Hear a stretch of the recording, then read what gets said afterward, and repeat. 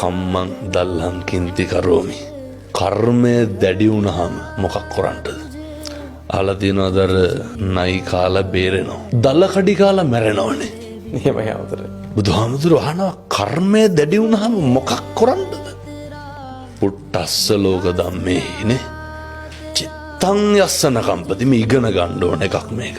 එතකොට අපි කොහොමද ජීවත් වෙන්න ඕන? අකම්පිතව ජීවත් වෙන්න ඕන. මිනිස්සු ඉගෙන ගන්න ඕන පුරුදු වෙන්න ඕන. දැන් ඔය ප්‍රශංසාව කියන එක ඒ රේඛාවෙම අනිත් පැත්තේ තියෙන එකක් තමයි නින්දාව. එහෙමයි. ජීවිත අත්දැකීම් ඕන තරම් ඇති මං හිතන්නේ. එහෙමයි.